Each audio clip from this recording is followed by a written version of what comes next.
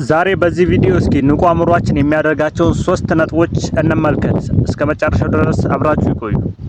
እንግዲህ ንቁ አእምሯችን 3 ነገሮችን ያደርጋል በዋናነት። የመጀመሪያው አዳዲስ ሀሳቦችን ይፈጥራል። ቀጣይ ደግሞ ሁለተኛ ከውጭም ከውስጥም የሚመጡ የማይጠቅሙንን ሀሳቦች ይቃወማል። ሶስተኛው ከውስጥም ከውጭም እንደዚሁ ሲመጡ የሚጠቅሙን ሀሳቦች ከሆነ ይቀበላል። አሁን እንደዚህ የምታዩቸው አዳዲስ ህንጻዎች ሲሰሩ የለበስከው ልብስ ምናምን አብዛኛው በንቁ አእምሯችን የተፈጠሩ ናቸው። አሁን አንተ ህልም ካለህ የሆነ የምታስበው ነገር አለ በንቁ አእምሮህ ያን ነገር መሬት ታወርደዋል። አዳዲስ ነገሮች ትፈጥራለህ ማለት ነው። በዛ በመሃል አዳዲስ ነገሮችን ደግሞ መቀበልም ይችላል። እንዲህ ለየት ያሉ ነገሮችን መቀበል ይችላል። እንደዛው ደግሞ መቃወምም ይችላል። ማንኛውም ትልልቅ ነገሮችን መቃወም ይችላል፣ መቀበልም ይችላል። ስለዚህ ትልቅ ህልምን ለማሳካት በምትንቀሳቀስ ሰዓት ከሰዎች የሆነ ነገር አይሆንም ተው የሚሉ ምናምን ዝም ብሎ በተጠና ሳይሆን በግምት ተው ሲሉ ንቁ አእምሮ ያ ነገር እንደማይሆን ዝም ብሎ የነሱ የአእምሯቸው ፍራቻ ያንን ነገር እያወጣ እንደሆነ ያውቃል። ስለዚህ ይቃወማቸዋል ማለት ነው።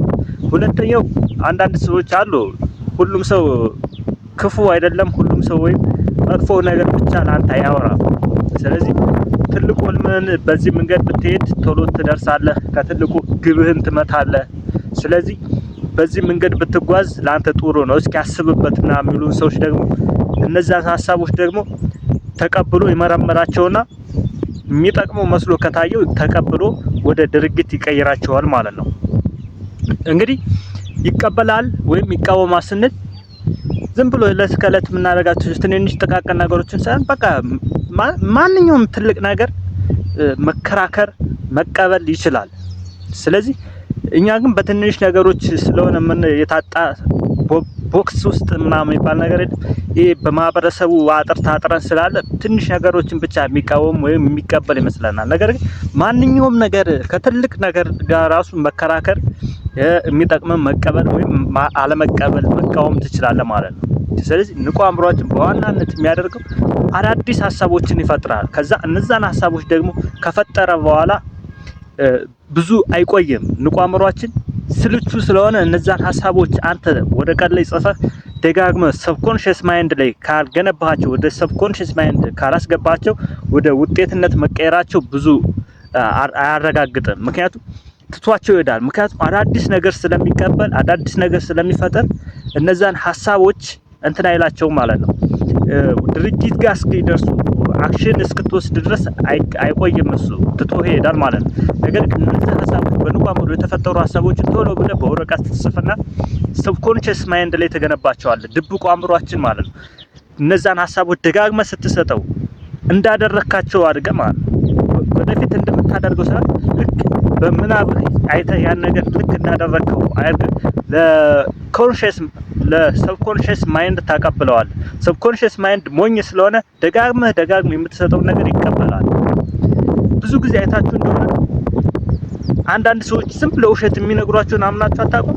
መጀመሪያ ከውሸት እንደሆነ ታውቃላችሁ። ነገር ግን ሲደጋገምላችሁ ንቁ አእምሯችን ስለማይከራከር ይቀበለዋል ማለት ነው። አሳልፎ ለሰብኮንሺየስ ማይንድ ይሰጠዋል። ስለዚህ ሰብኮንሺየስ ማይንድ ውስጥ የደረሰ ማንኛውም ነገር የጊዜ ጉዳይ ነው የሚሆነው፣ ወደ ውጤትነት ይቀየራል ማለት ነው። ምክንያቱም ሰብኮንሺየስ ማይንድ ትልቅ ፓወር አለው። ትልቅ ፓወር እንግዲህ አውሮፕላን፣ ባቡሩ፣ ሁሉ ነገር የተፈጠሩት ሰብኮንሺየስ ማይንድ ቢፈጠሩ ወደ ውጤትነት የሚቀይራቸው ግን በንቁ አእምሯችን ቢፈጠሩ ወደ ውጤትነት የሚቀይራቸው ግን ሰብኮንሺየስ ማይንዳችን ድብቁ አእምሯችን ነው። ምክንያቱም እሱ ፓወር አለው። እነዛን ነገሮች ወደ ውስጥ አንዴ ደጋግመህ አድርጌዋለሁ እያልክ ባወራህ ቁጥር እነዛ ነገሮች አሁን እንደተፈጠሩ ስለሚያስብ በቃ 24 ሰዓታት ያለምንም እረፍት ነው የሚሰራው። እንግዲህ ሰብኮንሺየስ ማይንድ ማለት እረፍት አያውቅም።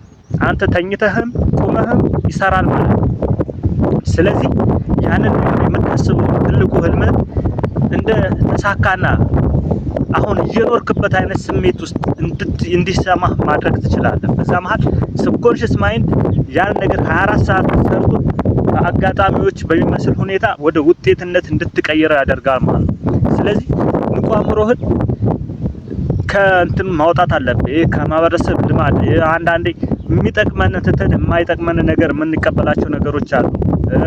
የሚጠቅመንን ተቃውመን የማይጠቅመንን የምንቀበላቸው ነገሮች አሉ። ስለዚህ በአዲስ አመለካከት ፈጥረህ ንቁ አእምሮህ የሚጠቅምህን ብቻ እንዲቀበል የማይጠቅምን ደግሞ እንዲቃወም ማድረግ ትችላለህ። ምክንያቱም የማይጠቅምህን ስትቃወም የሚጠቅምህን ስትቀበል ንቁ አእምሮህ ትልቁ ህልምህን ማሳካት ወደሚችል አእምሮነት ይቀየራል ማለት ነው።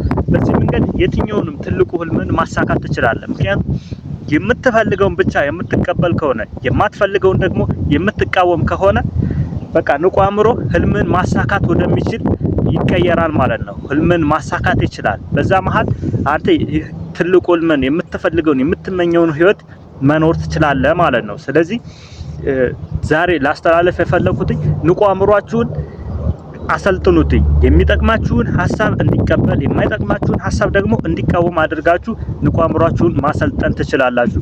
ንቁ አእምሯችሁ እንደዛ ሲሰለጥን ምክንያቱም ንቁ አእምሮ የሚቀበለውን ብቻ የሚቀበል ከሆነ የማይፈልገው ነገር የሚቃወም ከሆነ እንትን ነው ወደ ሰብኮንሺየስ ማይንድ የሚገቡት ነገሮች የሚጠቅሙ ብቻ ይሆናሉ ማለት ነው። ምክንያቱም መሬት አትዝራብኝ አይልም ድብቁ አእምሮም አትዝሩብኝ አይልም። አሁን አንተ መሬትህ ላይ የፈለከውን እህል መዝራት ትችላለህ። ድብቁ አእምሮህ ላይ ማንኛውም ነገር መዝራት ትችላለህ። ያን ነገር እንዳይዘራ የሚከላከለው ንቁ አእምሮአችን እንደ ዘበኛ ቁጠረው፣ ለኮንሺየስ ማይንድ እንደ ዘበኛ ቁጠረው። አንተ መሬትህን ጠብቀህ የምትፈልገውን እህል ነው የምትዘራ። ንቁ አእምሮህ የሰጠኸውን ነገር ንቁ አእምሮ ለሰብኮንሺየስ ማይንድ የሚሰጥ ከሆነ ኮንሺየስ ማይንድ ለሰብኮንሺየስ ማይንድ የሰጠውን ነገር ያበቅላል ማለት ነው። ሰብኮንሺየስ ማይንድ ያበቅላል። ስለዚህ በንቁ አእምሮአችን ግን የማይጠቅመን ነገር የምናስብ ከሆነ ያን ነገር ወደ ውጤትነት ነው የሚያመጣው ማለት ነው፣ የማይጠቅመን። ስለዚህ ልክ መጠበቅ አለባችሁ። እንደውም አንዳንዶች በሚስት ሁሉ ምሳሌ የሚሰጡ አሉ። ሚስትን ዝም ብለህ ከማንም ወንድ ጋር እንድትተኛ ከፈቀድክላት ያ ሰውዬ አብሯት ሲተኛ የዛን ሰውዬ ልጅ ነው የምታወልደው። ሰብኮንሺየስ ማይንድ ንቁ አእምሮ ተከራክሮ ቸላ የሚል ከሆነ እና የማይሆን ሀሳብ የሚገባበት ከሆነ ያንኑ የማይረባ ሀሳብ ነው ወደ ህይወታችን የሚያመጣው። ስለዚህ መጠበቅ በተለያዩ ጥሩ አመለካከት በታጀበ እይታ ወደ ሰብኮንሺየስ ማይንድ የሚገቡ ነገሮች መልካም እንዲሆኑ ማድረግ። በዚህ መንገድ መልካም ነገር ስታደርግ መልካም ነገር ወደ ህይወትህ ይመጣል ማለት ነው። ትንሽ ንፋስ አለ ቦታ ያለበት ካልተሰማችሁ በጣም ይቅርታ።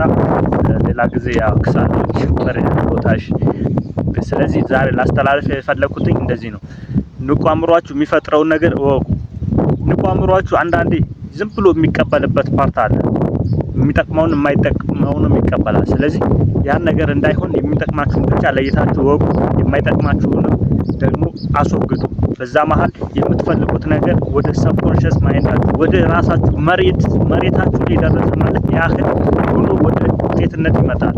አንድ ሰው መሬቱ ላይ ስንዴ ከዘራ ስንዴ ነው፣ ጤፍ ከዘራ ጤፍ ነው። ቀላቅሎ ከዘራው ቀላቅሎ ነው የሚያጭደው። ስለዚህ እንደዛ እንዳይቀላቀልባችሁ መልካም ሀሳቡን ብቻ ወደ ውስጣችሁ እያስገባችሁ የማይጠቅማችሁን ደግሞ እያስወገዳችሁ መቀጠል አለባችሁ። ምክንያቱም ትልቅ ህልም ሲኖራችሁ ብዙ ማቀበል የሌለባችሁ ነገሮች አሉ።